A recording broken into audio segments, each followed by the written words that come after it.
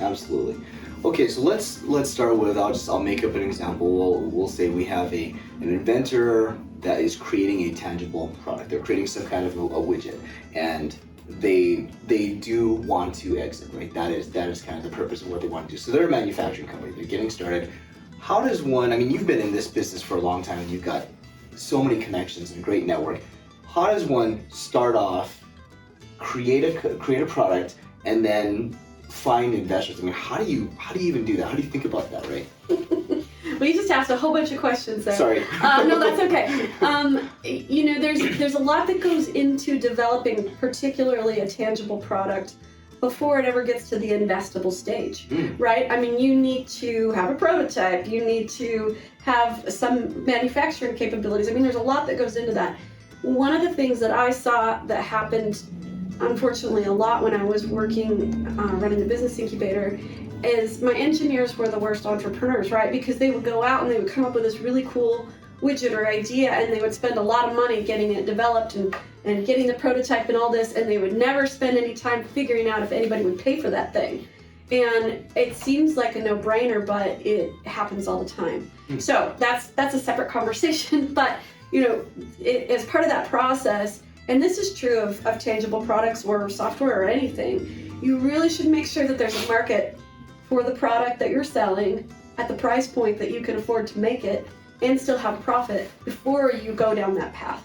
Certainly before you talk to investors, because they will want to see that you've already thought all that through and you've already done a lot of that groundwork.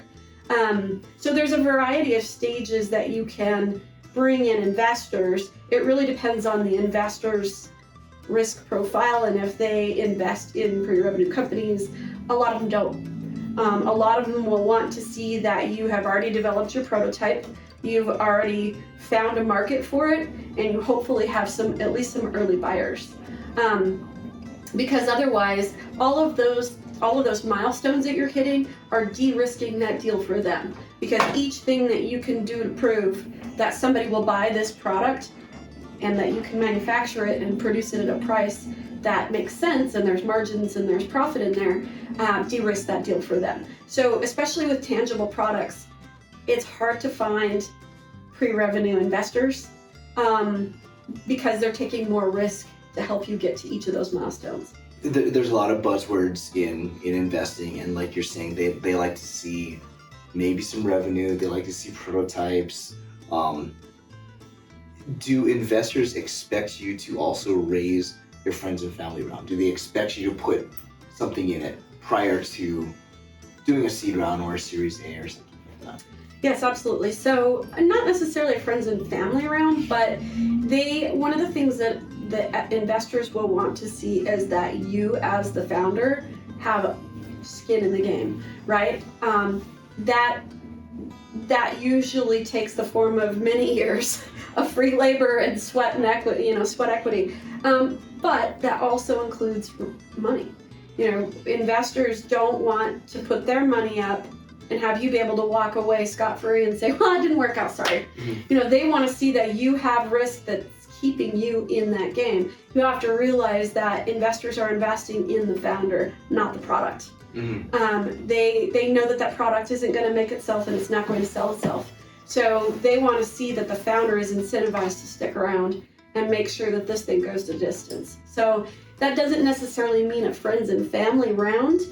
Usually that happens, right? Because most people don't have the money to keep a product going by themselves. They're usually raising funds from their friends or their family, or early investors who also maybe have industry expertise and can see the need for this product, whatever it is. But it doesn't necessarily have to be a formal friends and family round, I guess is what I'm getting at. And there's a lot of different vehicles to bring in angel funding and to bring in investor funding. So if you've done your sweat equity and you have your product, you've got a design or maybe even a prototype at this point, and you feel like you need to raise money to get to the next step, right? How do you find investors, and what are the typical vehicles that you even use, really? Turn over a lot of rocks. So there's, that's one of the challenges with the equity model, right? Is finding those investors. They're really not that hard to find. It may be harder to find investors that want to invest in your particular thing or your industry. So when I first started angel investing, most angel groups around the country were geography based. They got started, just like the group here in Boise, Idaho, they got started by a group of people that said, hey, we want to promote our local entrepreneurial ecosystem. We want companies to stay here and grow their businesses rather than going to Seattle or Silicon Valley. So we are going to put together a pool of funds to help promote these businesses and capitalize them so they can stay here. So those angel groups were typically more focused on investing in companies that were local and not necessarily industry specific. I have seen that change over the last however many years it's been, 15 years, because as angels have become much more of a professional investing industry or class and less amateur, they have changed that focus, and I've seen more angel groups evolving to not necessarily have a geographic focus, but to invest in things that are important to them. Clean energy, maybe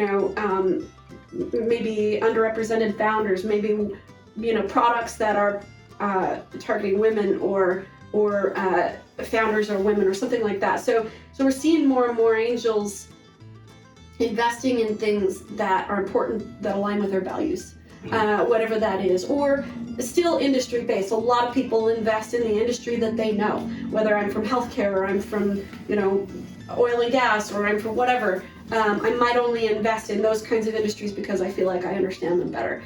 So the key is finding those investor groups that are going to understand your product and are going to add value besides just the dollars.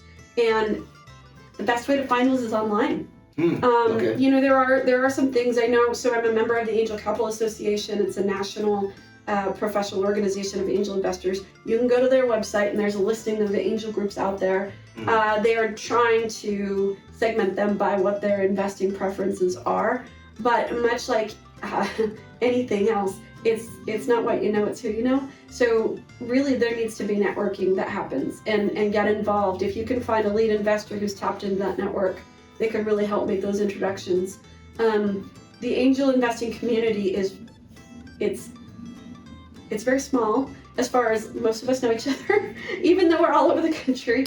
And just keep that in mind when you're raising from people. They will talk to each other, and a referral from an existing investor is a really important tool in fundraising. I'm talking about angels at this point, not venture capital firms. Okay.